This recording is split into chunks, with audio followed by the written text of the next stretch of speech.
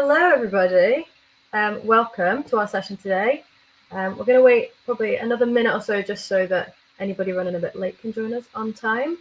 My name is Beth, and I'm an Advice and Information Officer at Enquire. And today's session is all about understanding additional support for learning with Enquire. Like I say, we'll wait another 30 seconds or so, give everyone a chance to join us. But I can see lots of people have already said hello in the chat. I should also say that my colleague Robert is here in the background, so he'll be sharing some links and stuff as we go through. And just to let you guys all know that the session is going to be recorded. We're not going to record the Q&A at the end, but we are going to record this part of the presentation so that if people want to watch it back later or people that couldn't make it want to watch it, then they will be able to do that. So I think we are good to go. Have we pressed record, Robert? If we have, then we can get started. So just a quick reminder of the plan for today. So the first part of the session is going to be an introduction to additional support for learning and an exploration of how Enquire can help. So this is the part of the session that we are going to record. Then we're going to have a quick break, and about 5 past 10 past 1, we're going to start our Q&A session. That part of the session is not going to be recorded. We just wanted to provide a space where anybody who does have a question will be able to ask it. So let's get going onto the first part of the session, a little bit about Enquire and who we are. Hopefully some of you have heard of us before, hopefully some of you have used our services before, but if you haven't, Enquire is funded by the Scottish Government, and our aim is to provide advice and information about additional support for learning to parents and carers, children and young people, and the professionals who support them, which hopefully is yourselves today. This session we've aimed at people who are supporting families in various different capacities, but we're hoping that it's going to be a good opportunity to learn a bit more about what we do at Enquire. And it says there, our vision is that all children in Scotland are supported, included and listened to throughout their education. So how do we do this? We do it in a number of different ways, and we are going to get into a bit more detail about what those different ways are today. We've got loads of information and advice on our websites, and later on we're going to be exploring both of those. So enquire.org.uk is our main website for all the grown-ups involved in the situation, and then reach.scot is our website for children and young people. Professionals like yourselves, but families, parents and carers, and children and young people are also welcome to get in touch with us directly. They can do that on our helpline, on our web form and web chat, and there's also an email address there if people need it. And then always worth staying up to date with what we're doing. That Linktree link would take you to our social media accounts and all that kind of thing. And we also have a newsletter you can sign up to later. I will be sharing this information again at the end. And I should probably say all these slides are going to be available to all of you at the end. So don't worry about taking notes too fast, because we will send them over to you. So another thing that I should mention in terms of what Enquire do is we are also part of a collection of services called My Rights, My Say. We'll get into children's rights a little bit later, but children aged 12 to 15 have particular rights to be involved in their education, and My Rights, My Say is a service that helps provide that support. Enquire, we provide the advice and information part of that, but there's other services involved that provide advocacy, legal advice, all that kind of thing.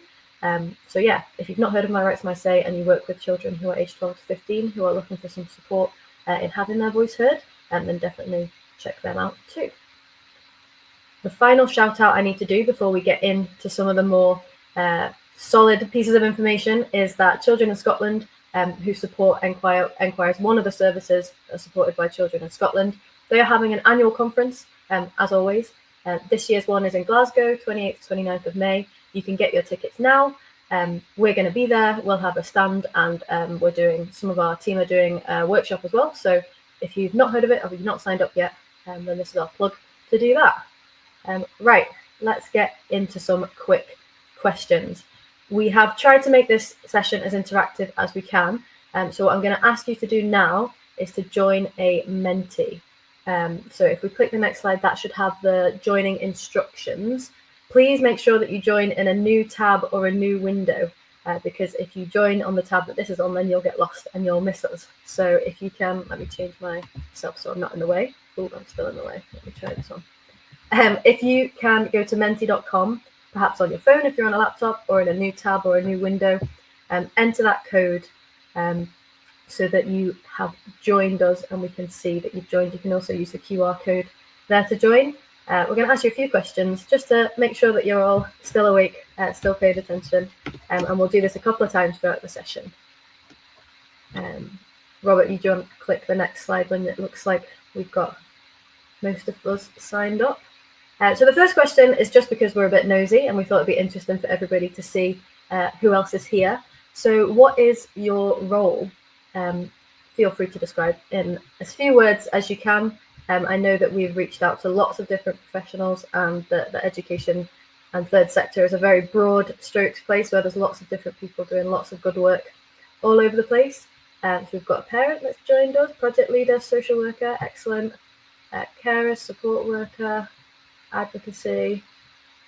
A nice breadth of people already that we can see. Thank you so much for sharing. Project leader, nursery manager, autism, ADHD coach, education support, lots of different reasons to be joining us.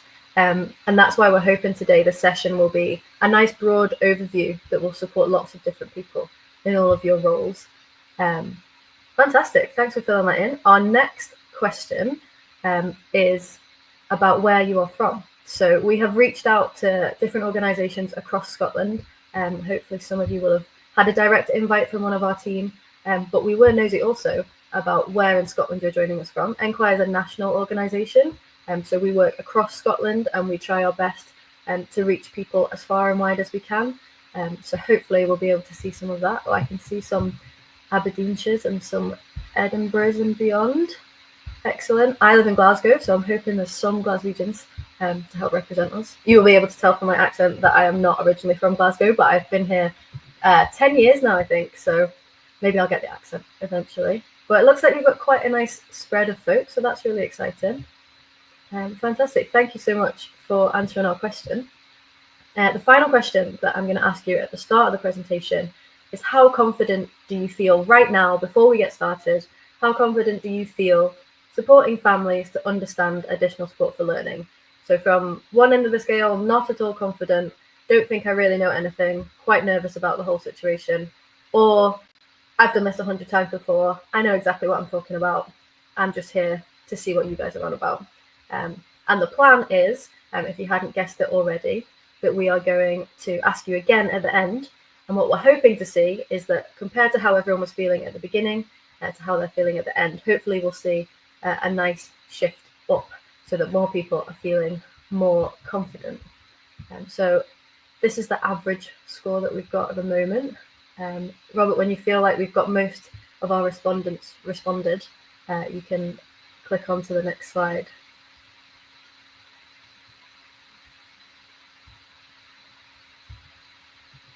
We're looking at 2.9 of 5. So yeah, we're somewhere in the middle. We know maybe a few bits and pieces, but we're wanting to find out some more. Excellent.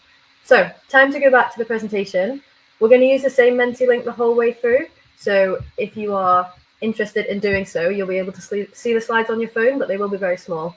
So you might find it better to come back to whatever tab you're watching us from. So we're going to start, as this session said it would be, is an introduction to ASL, additional support for learning.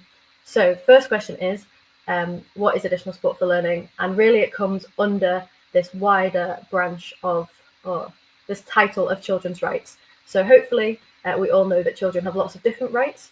These are just a selection. They've got a right to education, they've got a right to additional support for learning, there's rights under equalities law, under the UNCRC, the United Nations Conventions on the Rights of the Child.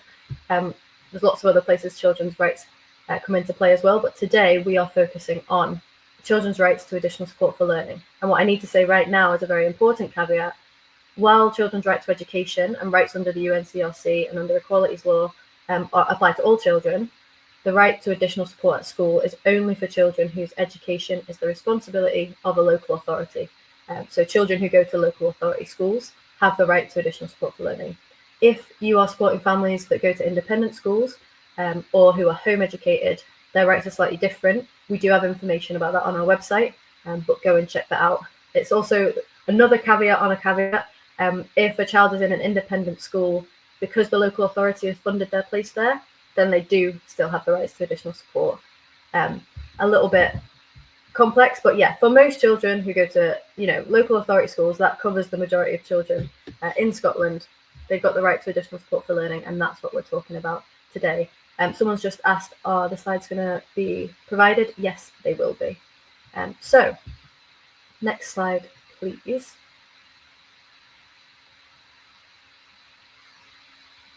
So we also should talk a little bit about parents and carers' rights.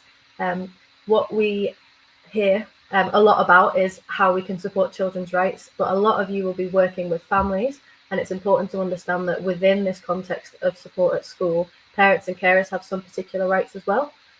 So parents and carers have got the right to share their views and have them taken into account when we're talking about children's support at school. They also have the right to have a supporter or an advocate at meetings. This is something that maybe not everybody's quite as aware of as they should be. Going into a meeting with the school to talk to the head teacher or to talk to class teachers can be quite unnerving. Parents and carers, if they've never done it before, it's fair enough that you would feel nervous about that. And as a parent or carer, you've got the right to take someone with you. A lot of the roles that people were sharing there about being support workers, advocacy workers, you would be able to go along to those meetings if the parent or carer wanted you to go with them. Another thing that parents and carers have the right to do is to ask for an assessment of their child's needs. So if they're worried about their child's support and they think they need to figure out what support they might need, they can ask for an assessment of that. They can also ask for a thing called a CSP, a coordinated support plan. We're not going to get into those today. They're quite a specific support plan, but we do have information about that on our website. And parents and carers also have the right to make a placing request. So if they're not happy with the school that their child's been offered, they do have the right to make a request that they place them somewhere else. Next slide, please. So, start with the very basic thing. What do we mean by additional support for learning? And this is what the law says. It says a child has additional support needs where, for whatever reason, they can't benefit from school education without extra help. That, for whatever reason, is really important. Doesn't say if they have a diagnosed condition. It doesn't say for these reasons in particular.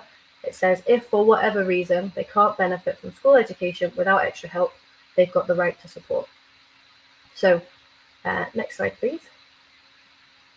What do we mean by additional support needs? These are just some examples based on the work that we do and what we know are quite common things that we hear about, quite sort of maybe well-known needs or things that we hear about often. It is not an exhaustive list. There are loads of reasons why a child might need support at school. And like I say, what's important is remembering that a child has the right to support if for whatever reason they are struggling at school. Something is going on in their life, in their health, in their well-being, in whatever it might be, that's impacting their time at school. That's an additional support need. They need additional support. So these are some of the examples, but it's also important to remember that these things can intersect.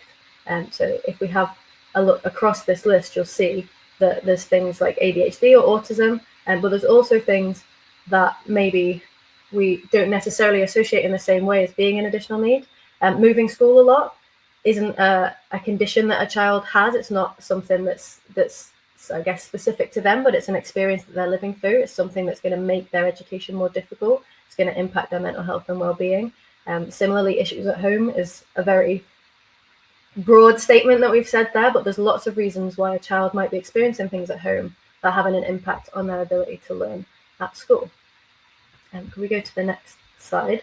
So just to kind of sum these things up, children can have lots of different needs. One of the other things we should remember is that children very often will have more than one additional need. As an example, on our helpline, we hear quite often that children who are autistic obviously will need support with the things that come along with their autism. That might be, for example, sensory needs that they need to be met at school. But sometimes they might also be experiencing other difficulties. So if an autistic child is struggling socially, then they might be experiencing difficulties with friendships or facing bullying that's linked to their autism. And obviously that's an awful thing that we shouldn't see across schools, but it does happen. And those different things are all factors that we should take into consideration.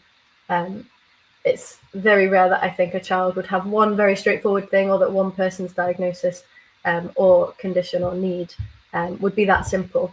But yeah, on that, additional support needs, like I've said, do not need to be diagnosed. If a child needs support for whatever reason, then they need support. Sometimes that diagnosis can be really helpful, and it's certainly not to say that we should negate or ignore those diagnoses. I think if a child is diagnosed with a condition, that can be really helpful for understanding what their needs are, how they might be manifesting, what support might be helpful. But you don't need a diagnosis to be entitled to support. If you're waiting for a diagnosis, you are still entitled to support. If you've got a need that can't be diagnosed, if it is something that's happening at home, if you face the bereavement, you won't be diagnosed with anything, but it's still something that's having an impact on you, and therefore it's something that if it's affecting your education, you've got the right to support. Like I've said, needs can interact with each other, but one of the things I wanted to speak about was poverty as an additional need. So we reached out for this session to a lot of different organisations across Scotland, because one of the focuses that Enquire has been working on this year and beyond is the impacts of poverty on education and support. So we know statistically that pupils in the most deprived areas of Scotland are accessing their education differently.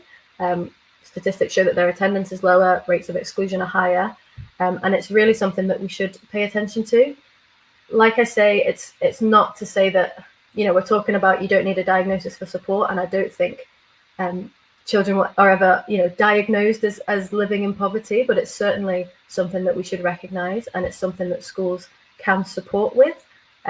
If we think about what those things might be, how that poverty or deprivation might impact a child's education, there are lots of different factors at play. So physical and mental health is a big one for lots of young people, but if you are not eating as well as you could be, if you're not having breakfast before you come to school, that's going to have an impact on the energy levels that you've got to learn. If you've not got the resources that you need at home, if you've not got access to the internet, if you've not got a pen to bring with you to class, all these things are going to play into how you're accessing your education, and these are things that you can get support with. Similarly, bullying, inclusion, access to school life.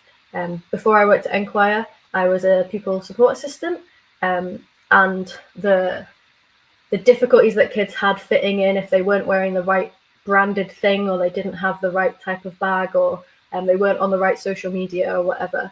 All these things play into that social side of education, and being able to access those things is really important. Another thing when we talk about access to school life is access to things like school trips. If children are engaging in their education, they've got the right to engage with all of the different aspects of their education. That includes things like school trips, and schools need to figure out how they can make sure that all their pupils are able to take part in all the activities that are provided to schools. And as I've already kind of mentioned, this intersectionality, we need to think about how poverty might be impacting on any of the other needs that a child might have. So yeah, I'm sure a lot of you listening in your different roles, in your different professions, you will have an understanding of the families you work with, the needs that they have. If you're working with families in poverty, the things that they are needing more support with. But it's just to keep that in the back of your mind, that if the things related to living in deprivation are impacting a child's education, then it does fall under additional support for learning, and schools can provide support to help mitigate those situations. Cool, next slide. So we've kind of covered now what we mean by additional support need, what an additional support need is, and now we're going to talk a little bit more about what the law says has to happen if a child has an additional support need. So local authorities, which is usually local councils, they've got a duty to make adequate and efficient provision, that's what it says in the legislation, to support children and young people with additional support needs and to help them to do the best they can at school. So this adequate and efficient provision includes ongoing commitment to identify a child or young person's needs, to plan their support, and then to keep that support under review. So the local authority has to do that. In practice, it's usually schools or nurseries that are doing this work on behalf of the local authority. But understanding that it's the local authority that's ultimately responsible, that does mean that if there is an issue in the school, if there's some sort of difficulty getting that support in place, there is that point of escalation beyond the school, because ultimately it's the local authority that are responsible rather than the school itself. Next slide, please. So this adequate and efficient provision, what does that mean?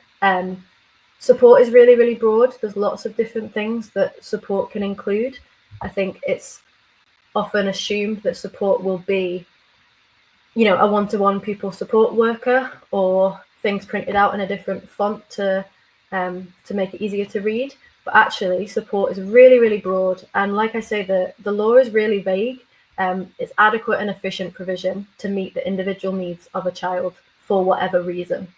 And actually, while that vagueness can be frustrating, and I know we speak to parents sometimes on the helpline or professionals that want to know what they can get, but what, physically, literally, what can I get? But actually that vagueness can be really helpful, because what it means is that children have the right to support that works for them. They have support that's going to meet whatever their needs might be. So here's some examples on our slide of different things that might help. We're thinking about them, but remembering that support planning is really about talking to the child, to their family, to the school, to figure out what different support or what collection of supports might be helpful for that pupil.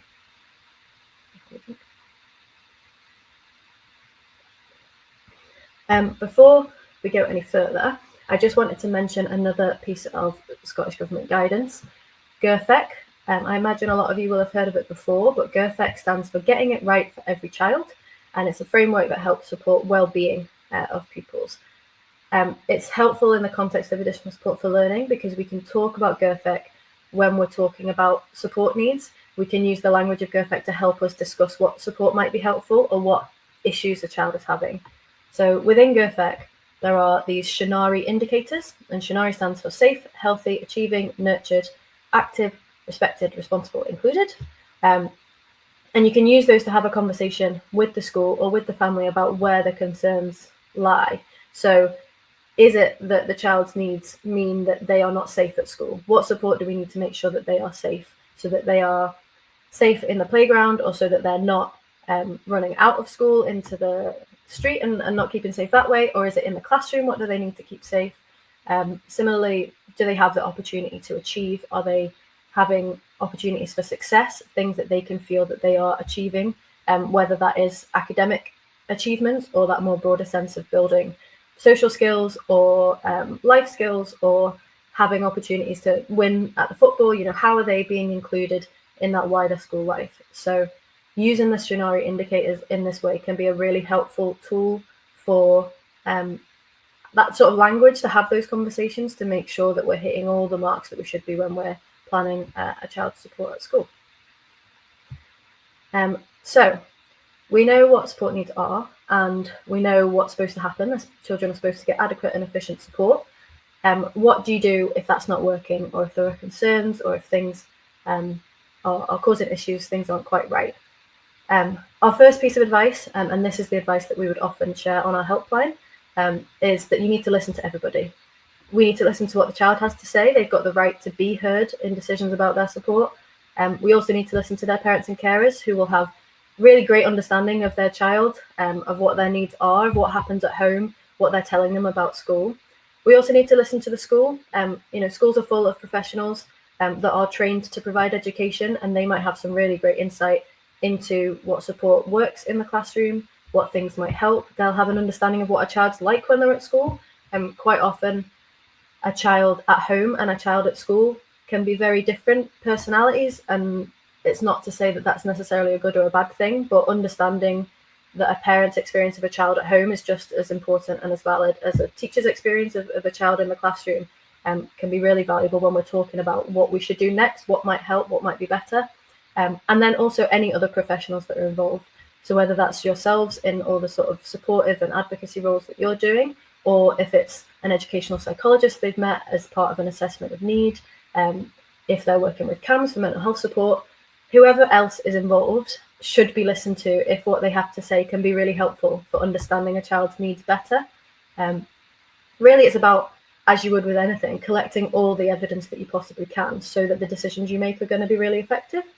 So yeah, listening to everybody is our first piece of advice. The next thing that we almost always suggest is asking for a meeting. Have you spoken to the school about what's going on? Do they understand what the concerns are? What do they think about the issues that are happening at school? We have a page called Getting the Most from Meetings that has a few different pieces of advice that we would say. So when I say take steps to prepare in the slide there, what I mean is taking some time with the family, with the young person, to think about what it is that you're asking for. Meetings can be a very short period of time. Schools have got a lot of pupils to support. So really making the most of the time that you do have to sit down and discuss these things can be really valuable. what is the most important thing that you need to manage at the moment, looking forward, what's coming up next that we might need to figure out, and taking some time to sort of think about that, or really sort of refine what it is that your concerns are, what the family's concerns are, can be really valuable, so that when you get into that meeting, you know what the focus is going to be. The other piece of advice that we share is that asking for a written support plan or a review of the plan that's already in place can be really helpful. Support doesn't have to be written down. For a lot of pupils, their support will be quite simple.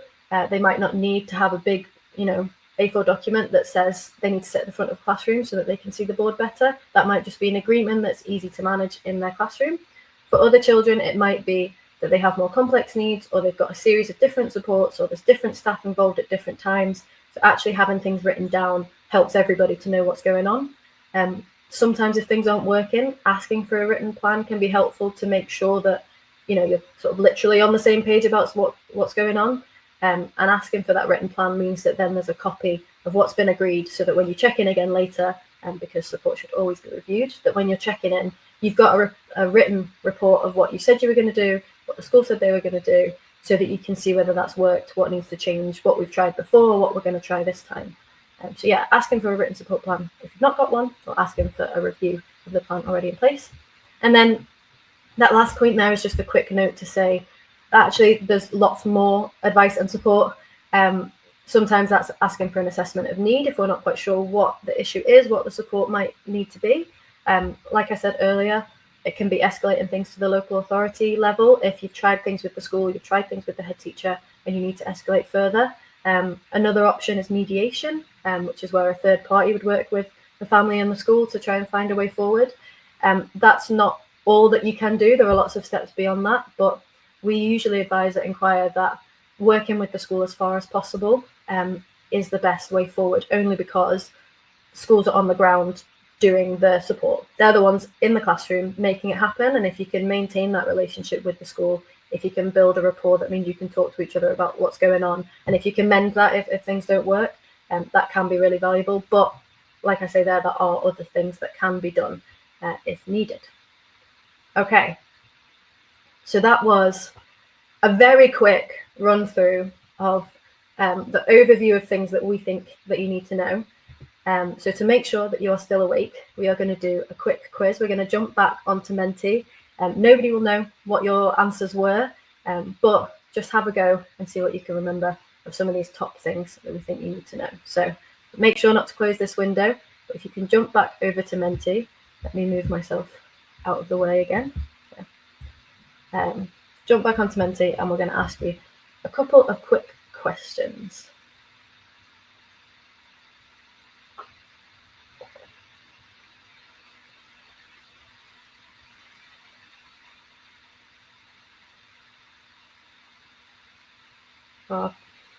Is everybody ready for the first question?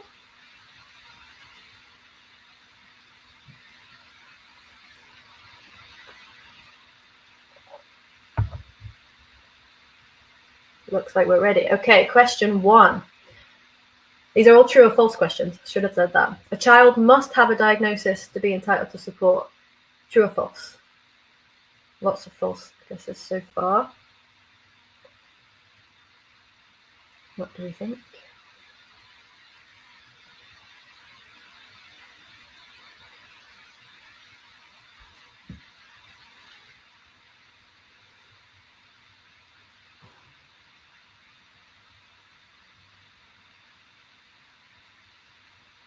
So does a child need a diagnosis to be entitled to support?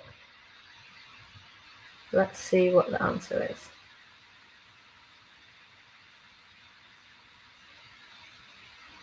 False. Children do not need a diagnosis to be entitled to support. As we've said, additional support is really, really broad. If a child needs support for whatever reason, they are entitled to support at school.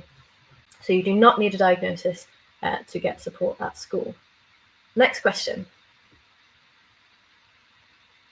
Children can only get support if they attend an ASN, an additional support needs school, unit or base. I didn't cover this directly, but hopefully with some of the other information that I've given you and just repeated, you might be able to figure out what the answer to this one is. Do you need to be at an additional support needs school to be entitled to support. True or false?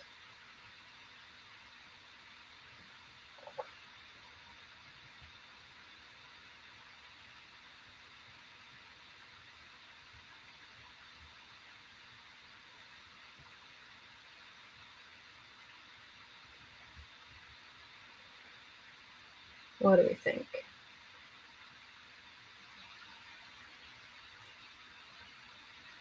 Most of our answers in. Let's see what the answer is. False. All children have the right to support with their learning, no matter what school or nursery they attend.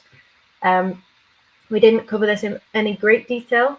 We did sort of briefly about placements, but yeah, no matter what school a child goes to, they've got these rights to support. As long as they're attending a local authority school, they've got the right to additional support for learning.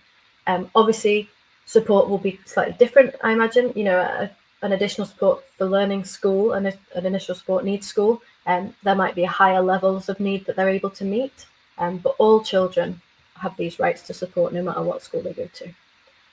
Cool, next question. Children have the right to be involved in decisions about their learning and support. True or false?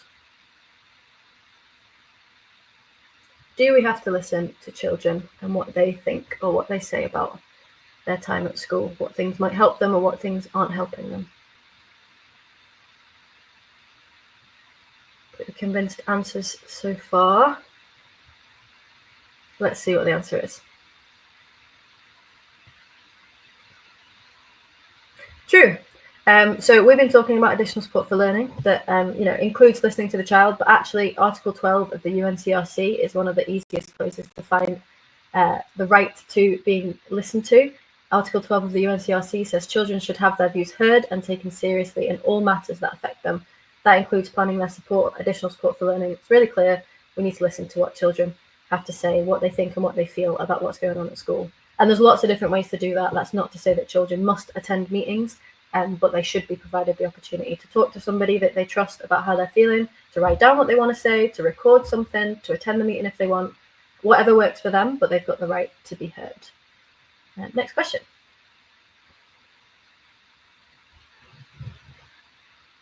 Parents and carers have the right to request an assessment of their child's needs. True or false?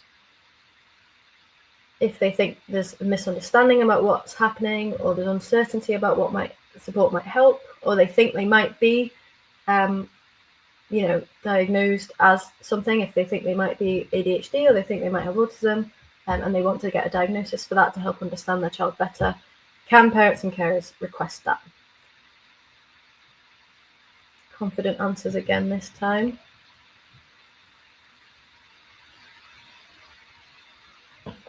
Let's see what the answer is. True. Congrats, everybody. We're getting them all very right so far. Yes, parents and carers can request an assessment. You can either ask their school or their nursery, or you can contact the local authority directly to request an assessment as well. Excellent. I think there's one more question. A child's support should change if their needs change. Is that true or false?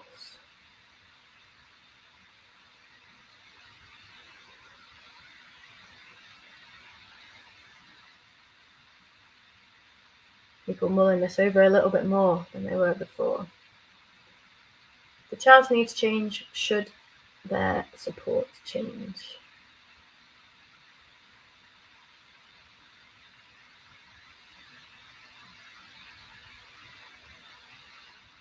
I think that's most people answered. Let's see the answer. True. Support should meet a child's individual needs and be regularly reviewed. It says local authorities have a duty to identify needs, plan support, and keep that support under review. And what that means is that you need to make sure that the support is working for the child. If it's not working, it needs to change. If a child's needs change, their support should change. Very rarely will anybody's life experience stay all in one lane and never change. And it's important that we recognise that that's true for children as well. Even if we consider that something like autism, that is obviously something that people are born with and live with, the needs that are related to their autism can very easily change, and quite often do when children get older or they move school, or that period of transition between schools can often be a period where people need extra support or different support. But whatever the reason, support should be regularly reviewed and make sure that it's working for that child and their needs. Fab. I think we're going to head back to the presentation. Well done, everybody. I think we got full marks on that, which is fantastic. It means that we're all listening. Right, we're going to go into a little bit now about how Enquire can help, and then we're going to do a bit of a treasure hunt so that you can go away and practice finding some of this information for yourselves. So, a whistle-stop tour of Enquire and all the services we offer. So yeah, like I said, an overview and then our treasure hunt. So if you'd like to open up our websites while I talk you through them, you're welcome to. Please just make sure that you do that in a separate tab. Again, like I said earlier, we're going to have a quick run through of the different things that we offer, and then we're going to run through a treasure hunt where you can find some information yourself. So first thing that Enquire do, perhaps the thing that we're most renowned for, if we can go to the next slide, Robert, is our helpline. So we have a helpline. We have a team of advisors that can answer your questions and your queries. And our helpline is really, really helpful if you've got an individual question, you've got a specific thing that you're working with a particular family, there's a complex situation, or you just really need answering, or you prefer to talk things through over the phone or via web chat. You can get in touch with our helpline. We also have a web form where you can fill in the details, and our team will get back to you within 10 working days usually. So open Mondays, Tuesdays, Thursdays, 9:30 till 4:30. So yeah, helpline is the first place to go if you can't find the information you're looking for on our website, or you've got a really specific question that you want to talk through with somebody. The next part of our service is our website, enquire.org.uk. This is where all of our information is, and it's actually where all of our team get the information that they give you if you call them on the helpline. We put everything that we can on here, and we try and put it in a way that's really accessible to everybody. One of the ways that we do that is with our accessibility help. So this is a screenshot of the front page of the website. And if you go up to the top right, you'll see a button that says accessibility help. And if you click that button, you will see this appear. We go on the next slide. This Recite Me banner appears across the top. And Recite Me has all these different tools that you can use. So you can play the page out loud. It will read aloud the page to you. You can change the language. You can change the color. There's a ruler you can use. It can block off the screen so that you only see little bits of text at once. You can change the font size, all sorts of stuff. So hopefully that means that lots of people will be able to access this information in a way that works for them. Next slide.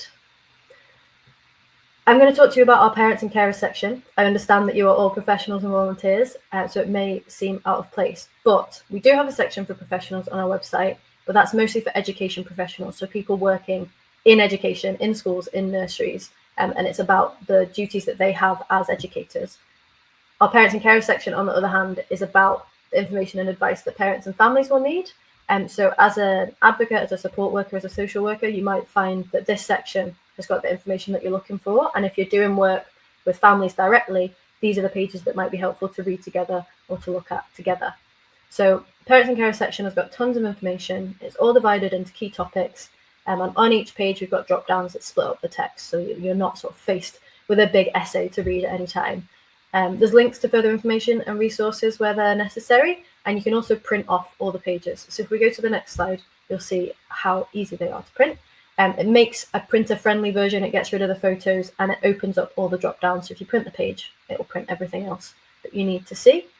If we go to the next slide, we also have on our website, and I realize I am racing through these, but I'm just conscious of time, a useful organizations search that can help you to find local organizations. You can search by local authority, you can type in a search term, and you can also search by service type. We've got loads of different organizations on there for lots of different things: mental health services, charities, condition-specific organizations. If you are a professional in an organization and you're not sure if your organization is on our search bar and you would like it to be, please do let us know, because we're happy to add you. But yeah, if you're looking for something specific, if you're looking for advocacy services, mental health services, whatever it might be, you can find that in the Find Help and then useful organizations in your area. Next slide, please. We also run a bunch of events. Hopefully you know that already because you are at one of them. But we run loads of different events. We run them for parents and carers. We run them for professionals. And we also have a bunch of stuff that is kind of open to everybody. So we have a series called Lunchtime Listens that are more short form. They're sort of 30, 45-minute long chats with different people from across the third sector, from across children's rights.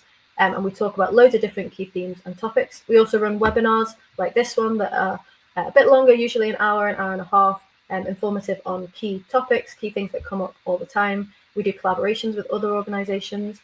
The last session that we did for parents and carers was with an organisation called Contact about support without a diagnosis. And all of the recordings for our past sessions are available on our YouTube. So you can keep up to date with our events by signing up to our newsletter, which I'll share with you in a bit. But yeah, make sure you come along and invite others to join us as well. Another section on enquire.org.uk is our news section. This is where all our most recent stuff comes up. We've done recently a series about the UNCRC and lots of different pieces with lots of different organisations who are doing great work in children's rights. If we have new resources or new web pages, we might write a little news blog about them. Loads of good stuff there to keep in touch with. Next slide. Another website I need to tell you about is reach.scot. And reach.scot is our website for children and young people.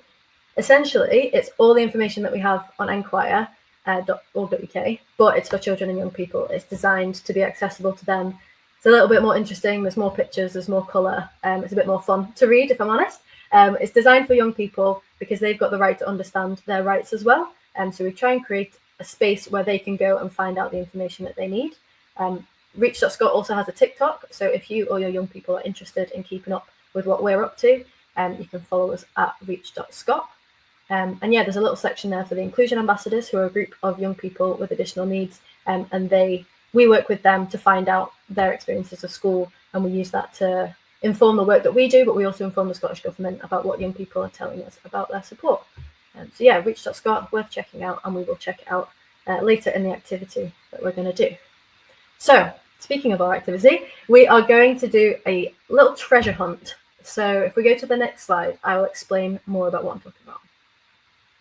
So what we're going to do is we're going to do 3 case studies, one at a time. I'm going to give you the case study, I'll read it out to you, and then what I'm going to do is give you maybe 3 minutes, 4 or 5 minutes to go away, have a look on enquire.org.uk, have a look at reach.scot, and find the information that would be helpful. So I guess it's kind of like, imagine that this is a family you're working with. This is the problem that they come to you about. This is the thing you're talking to them about. You want to know the answers. Go and see if you can find it. I'm confident that you'll be able to find the answers you're looking for on our websites. And then you're going to come back after a few minutes and I will tell you what the advice that we would give on our helpline and the pages that we would share with you. And you can see if you are right. So as with earlier, don't close this tab. Make sure you open a new tab or a new window, or maybe do it on your phone if you're watching on your laptop. However you want to do it, but we'll get going. I will give you the first case study. So this is Ailey. Ailey is receiving support from CAMHS to help with her anxiety, but she still doesn't always feel able to go to school. Ailey's dad won't force her to go in if she really can't, but his boss is getting less sympathetic about all the time he's taking off work. His job is their only income, so dad is starting to worry. Dad has a meeting with school next week, but he isn't really sure what school can do to help. So off you go. Robert, don't go to the next slide because that's got the answers on it. So you have got, I'm going to give you 3 minutes for this first one. Open a new tab, have a look at enquire.org.uk, have a look at reach.scot, see if you can find the answers that we need. What can Dad do about this? What should he do at this meeting? What should he say? Or what might he need to know? It is 12:45 now, so I'll give you to 12:48 to find your answers, and then we'll come back and discuss what I would tell you if I was on the helpline.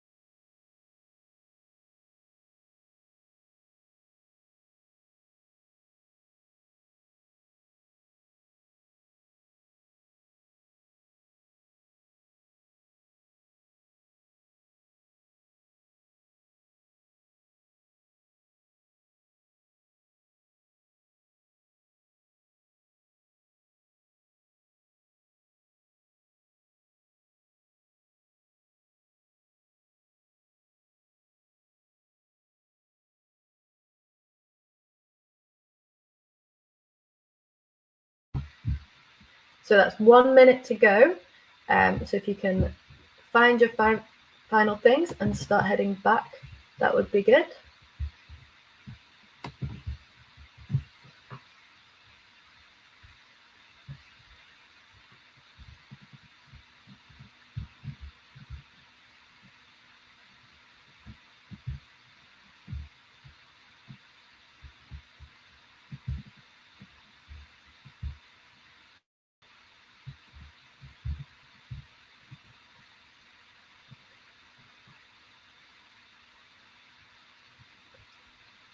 Last probably 30 seconds. If you can head back here and then start posting in the chat what pages you think would have helped you, that would answer the questions that we're looking for to help Ailey and her dad.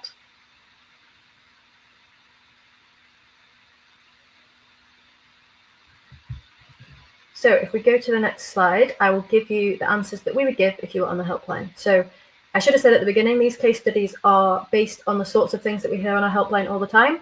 They are not specific to any person that we've ever spoken to. They're sort of a rough estimate, an approximation of things that we hear often. This is something that we hear about all the time. So our advice to Ailey and her dad would be to remember, first of all, that Ailey's rights to support and to her education continue, even if she's not able to go to school. You don't lose those rights just because you can't get to school. They stay the same. So the meeting is actually a really great opportunity to talk about what they can do to find a way forward. So Dad could prepare by writing down his key concerns and questions. Like we said earlier, taking that time to think about what are the main things that I need to say? What are the main questions that I have? What does Ailey really want to say? Ailey should get the chance to share her views too. So does she know why she doesn't want to be in school? Is it that she's really struggling with friendships? Is it that it's maths she's finding really stressful? So you notice that she's always missing school on a Thursday when she has maths in the morning, and that's something that's causing a lot of anxiety for her. Is it something going on at home that's meaning she wants to be at home rather than be at school? Obviously, there's 100 different reasons, probably more, what it could be. But figuring out what that might be can be really helpful. And if Dad can have that conversation with Ailey, or if Ailey can talk to somebody else about that, that can really help. At the meeting itself, Dad could ask for a written support plan, and that could include timescales for supporting Ailey to return. So it was probably quite unlikely that a child struggling to go to school will suddenly wake up one Monday morning and be able to be in school full time. So it's thinking about how they can phase that return back in. Could she start by just going in for the days where she feels really comfortable, for the days where she's got lessons she really enjoys? If it's the mornings that are causing difficulties, could she just go in for the afternoons? Vice versa, if it's by the end of the day she's kind of running out of energy, could she just definitely go in every morning? Figuring out that plan, writing down those timescales to support her to return long term. And another thing to think about is there somewhere else that Ailey could be accessing education in the meantime? There are lots of alternative provisions that are available, and especially if it's going to be impacting on their income, then it is reasonable to look at other options. Is there a forest school? Is there an outdoor learning centre? Is there online education that she could have access to? And all those different things. So on the next slide, this is the list of web pages that we're hoping that you found. It looks like a couple of people did. Thank you, Ross, for posting them in the chat. So yeah, missing school to anxiety and other mental health needs. There's a whole page all about that. We also have a resource that we did with NATE, which is the National Autism Implementation Team. It's kind of specifically about anxiety-related absence and how it relates to autism, but actually a lot of those feelings and a lot of the advice that we would give is really similar, so definitely worth checking out. I think we mentioned it earlier actually, but our page Getting the Most from Meetings has some really great tips about preparing for a meeting, what to do when you get there. So yeah, worth checking that out if Dad's kind of nervous himself about going. And then if Ailey wanted some information for herself, hopefully some of you have been having a look at reach.scot. There's a page, we've got a whole series called All About ASL, and it covers different additional support needs. And there's a page about anxiety, which you might find really helpful to realise that actually she's not the only young person that feels anxious about school. It's certainly quite a normal thing to feel, and it's got some advice about what you can do. We've also got a page on Reach about feeling down about school. It's kind of more broadly, I don't like being at school, why might that be and what can I do about it, kind of a page. And there's also a page on Reach about support planning meetings, that might help Ailey understand more about what's going on if she wanted to attend the meeting or if she just wanted to know what her dad was going to be doing when he got there. Okay, next case study. So this is Faith. She's 6, and Faith loves school, but since moving to her new class, her behaviour has become disruptive. Last week, her teacher, Mr. Thompson, said she's at risk of being excluded. Mum feels like there must be something going on, and she wonders if Faith might have ADHD like her brother. Mr. Thompson reviewed her support plan, but he says he's doing everything that's written in it. So off you go. Another couple of minutes. I'm going to give you till 12:55 to try and find out the answers to this one. So Faith's getting in a lot of trouble. She might have ADHD, but her teacher's doing everything in her support plan. So what can we do? You've got till 12:55. Off you go. Have a look at reach.scot if you didn't have a look at it last time. Have a look at enquire.org.uk as well. Yes, the presentation will be sent out after, so don't worry about keeping tabs on everything.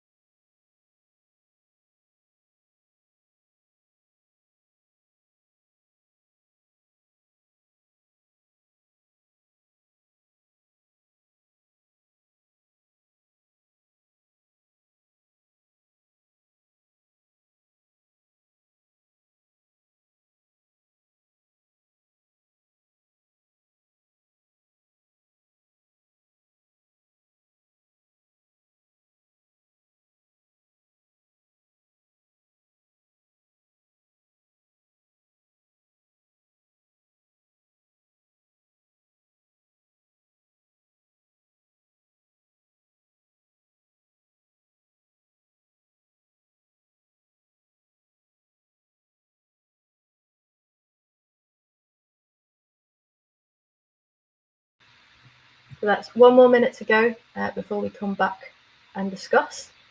Let's see what else you can find. And this time, if you find a link that you think is helpful, feel free to stick it in the chat so other people can spot it if they didn't earlier.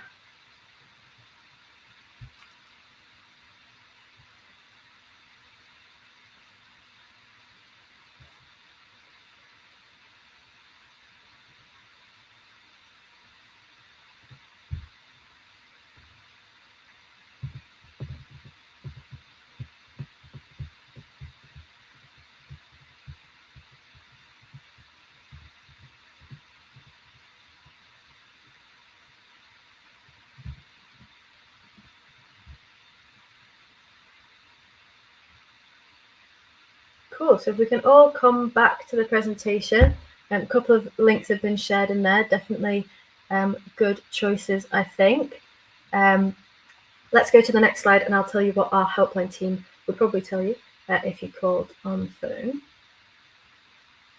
phone. So our advice, managing transitions can be really difficult for lots of reasons. So this move to a new class might be a reason why Faith is feeling a bit different or acting or behaving differently. Being threatened with exclusion should always be a last resort, isn't something that should happen unless it's really necessary. So if the support in place for Faith is not working, then it's time for a review. So while Mr. Thompson's doing everything on the plan, which is very commendable of him, if that plan isn't working, then something needs to change. We need to review that support and figure out what different support or what extra support might help.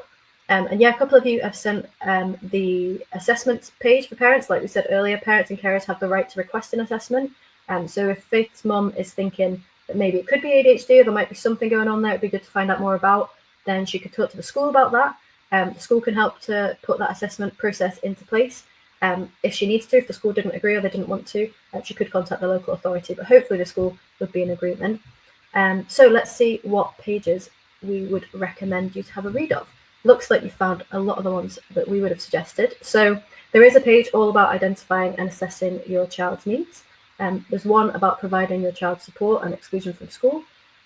Reach.scot, a couple of people have found some really great ones. All about ASL, ADHD, and finding it hard to concentrate are 2 pages that we would recommend. Worth bearing in mind that Faith's only 6, so she might struggle to read some of that information on Reach, but it might be something that she could explore with her mom if she was interested in finding out more about it. I can't even remember now from memory that we might have cut out the little bit about her being threatened with exclusion. So if the exclusions bit doesn't make sense, that's why that was. And we shortened some of them to make them a bit more easier to take in. But fab, looks like we've got lots of great suggestions in the chat. So let's try our last case study. So this is Sam. He is 14, and Sam is doing really well at school, but when he comes home, he's often visibly upset. And recently he told his mum that he's being bullied by a group of boys in his year. When mum contacted the school, they said Sam's doing great at school, so she shouldn't be worried. He doesn't have any additional support needs. So off you go. I'm going to give you till 12:59 because then I'll be impressively right on time with this presentation to see what you can find. So Sam's being bullied, but the school says, don't worry, he doesn't have any additional support needs. What do we need to know, and can you find it? We've got a minute and a half probably.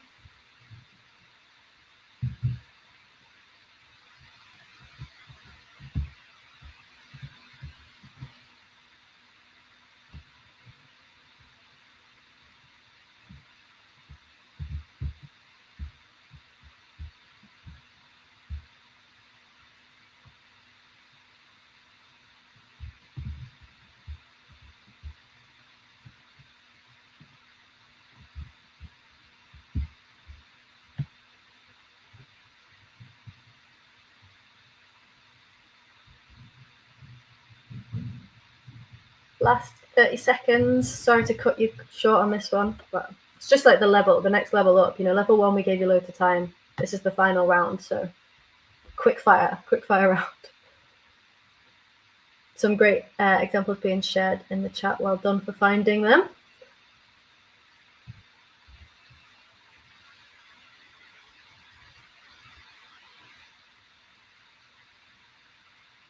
So if we could all come back, and I'll tell you what our answer would be. If we can go to the next slide, Robert.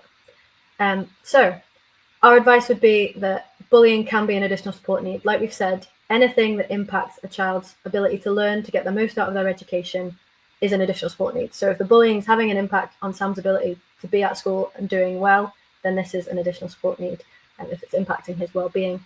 It's important to know about bullying that there's no one way to tackle it. It's really important that Sam's family and his school listen to what he wants to do.